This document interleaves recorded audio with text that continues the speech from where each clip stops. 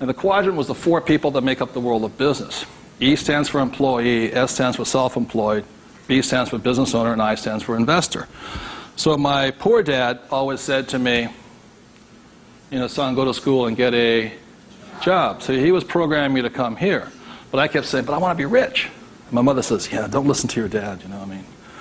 My mother was a nurse. And she says, if you really want to be rich, you should become a doctor. They make a lot of money. So my mother was saying become, you know, specialist, self-employed, or small business owner, independent. You know, you hear people say, if you want to be successful, get a profession. You're like, something you can fall back on. You know, become a plumber, electrician, attorney, accountant, something you can fall back on. Because these guys are the smart guys. You know, these are the people that become doctors, lawyers, accountants, and they're really the brains of the class.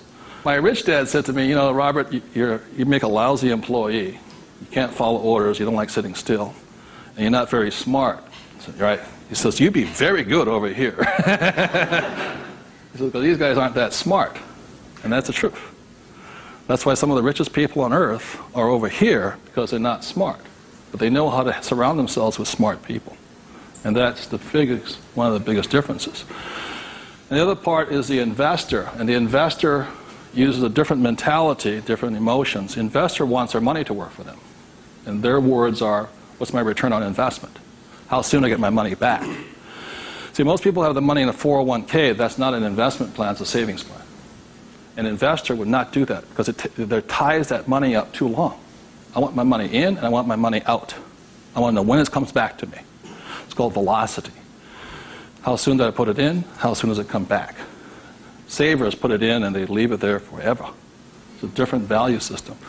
My rich dad said, you always tell an employee by their words. They use the same words all the time.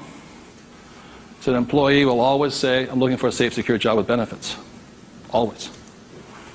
My rich dad also said you can always tell a self-employed person because they'll say such things as, I'm going to charge you 6% commission, like a real estate salesperson, or $100 per hour, or I'm going to charge you for the job by this much. So they go, for these people, time is money. And the business owner, what they say, I'm looking for the smart people, best people, I'm looking for the best system. They don't, because they want to move on and start another business. They want to have multiple corporations. Very big difference. And an investor says, I want an ROI. Now, the theme song for the self-employed, the difference between the small business owner and the big business owner is very simply this. A big business owner, if they do the job right and build the company, they can leave. And when they come back, the company's doing better without them, more profitable because they have the bright people running it. A self-employed or a small business owner, if they leave, the income goes where? Down. Or if they have employees, they just ferret out they just take everything, the thing falls apart. So that's the difference. And also the difference between an S and a B is the size of their ideas. Like a lot of times I meet people come up to me and say, I want to start a hamburger stand. You know, one hamburger stand, you know. Whereas the same guy named Ray Kroc comes and says, I'm going to build a hamburger stand all over the world. Difference in vision, idea, and leadership skills. They're very, very different people. And the reason they're different is because emotions. This person here values, it's fear, so they want security. Security drives them hard.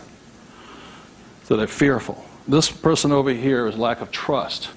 And these guys, they're highly specialized. They're also the most satisfying, you know, because they have their own time, their own life, and all this. They're very happy this way, but it has its limitations also. And generally, these people are limited to about $500,000 a year max in here, just because time is money. Over here, it goes unlimited, how much you can earn. So there are very, very big differences in the thing.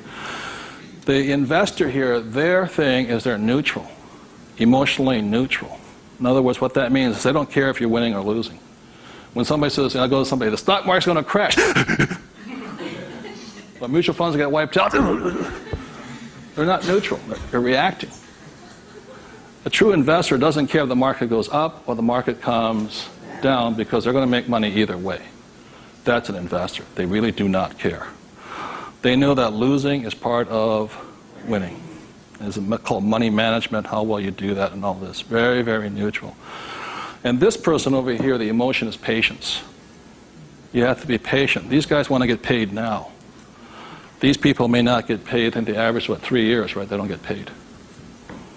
That's why the first question when somebody comes to ask me to invest in their company is, are you willing to work for free for 3 years? I go, no. I said, well, I don't invest with you. Because you're still thinking like this. So those are the emotional differences. Because today, just being an employee is suicidal. Today you have to be employee plus an investor. You can be self-employed plus investor. Okay, you have to be on both sides of the quadrant, is what I'm saying, minimum. Whether you're here, here, or here. If you ever want some time off, you have to be an investor today. So very simply on, starting from the age of 9 and 10, I started here and I stayed here. That makes sense, you guys? I stayed here. Because this is my money working hard for me, so I don't have to work hard for money. It's a different